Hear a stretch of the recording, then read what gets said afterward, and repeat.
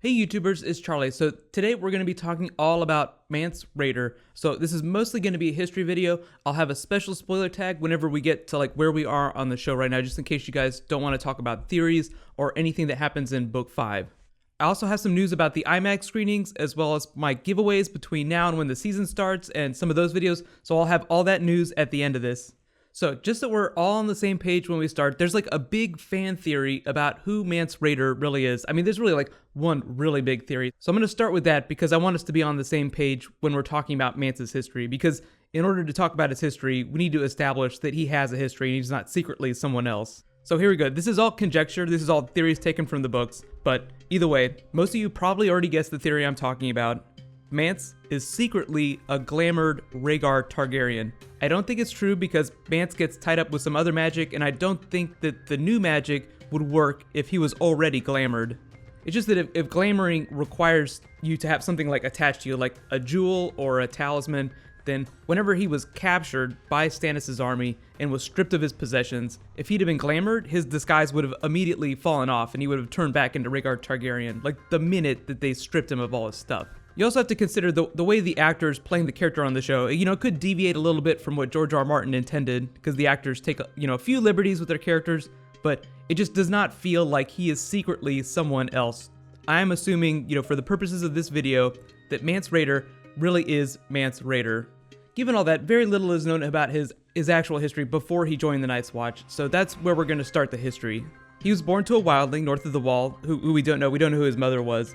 As a child, though, he got caught up in a random raiding party that tried to attack the Night's Watch.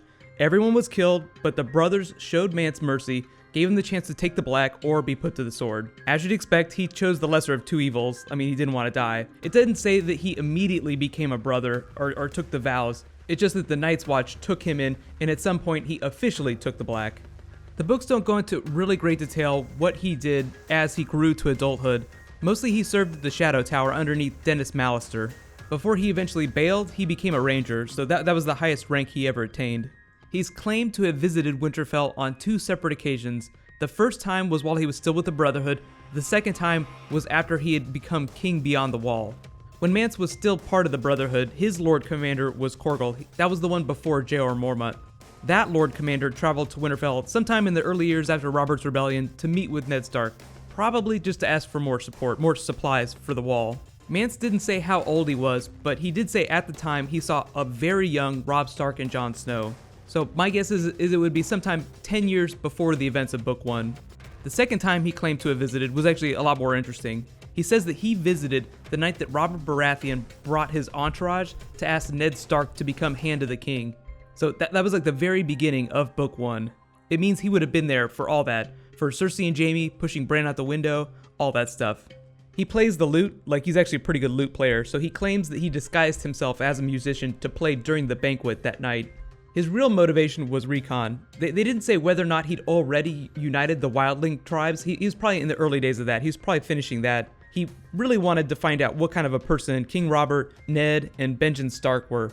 Probably because he was in the early days of planning to migrate the wildlings south of the Wall. Like he was probably still working on that plan. And at the time, he had no idea how they would react to him trying to move the wildlings south of the Wall. Most of the lords of Westeros would probably flip their shit. I think that Mance was hoping that the Starks as well as King Robert would be a little more reasonable. He did specifically call out Benjen Stark. He said he was a bane to the wildlings, just because Benjen's a ranger, so he ran into wildlings all the time. So we just jumped around in the timeline a little bit, so let's rewind to before Mance actually quit the Night's Watch. The reason he left is actually a little bit of a twist on what happened with Jon Snow and Ygritte. He was ranging north of the Wall one day, a shadow cat almost killed him, a random wildling woman found him, took care of him till he was better, and patched him up. The books don't specify how long he stayed with her, but I mean they make it sound like it was a moderate amount of time, at least more than a week, enough to form a connection with her, like it wasn't an overnight thing. So when he came back to the Night's Watch, Corgil disciplined him for not replacing the cloak that the wildling woman had fixed, and that was the straw that broke the camel's back. I guess Mance's time with the wildling woman had just reminded him of the freedom he lost, and so he said, "Peace, I'm out of here," and returned to the free folk. The books don't really specify how much time passed between that and him uniting the wildling tribes, but my guess is that it's sometime less than 10 years, just because it seems like he'd already united the tribes at the start of Book 1. So for some of the characters in the books, we have like specific birth dates, We really don't have that for Mance, so we can only guess how old he is, although he is said to be going gray, so I do think he's older than Ned Stark. I would say he's probably late 40s, given that Ned is in his mid-30s when he's last seen alive, and he's premature gray, and Mance is full-on gray. The funny thing about the age of the characters is that the TV show makes most of the adult ones, most of the adult characters, older than they are in the books. They do it with a couple of the younger ones too. Like Jaime and Cersei, for example. In the books, they're way younger than they are on the show. You just have to remember that during this period in history, just like in real life history, people got married and had children way younger than they do now. Cersei was 18 in the books when she married Robert. Joffrey was born 2 years after that, so right now, where we are in the story, she'd be mid-30s. But on the show, she seems more like she's mid-40s, maybe early 40s. The show kind of sidesteps this problem by just having the characters never say how old they are out loud. But on the show, you can just generally assume that Cersei is about as old as Lena Headey is. Probably maybe it's like a little bit younger. So let's fast forward to where we are in the story right now. As of the end of season 4, Mance has been captured by Stannis' army and is awaiting judgment. For someone who's the leader of an army on the losing side of a big battle that just went down, he seems remarkably reasonable. He's a fairly noble character, which is why I believe he was never out for power. He was just trying to save his people. Otherwise, he wouldn't have been so quick to surrender.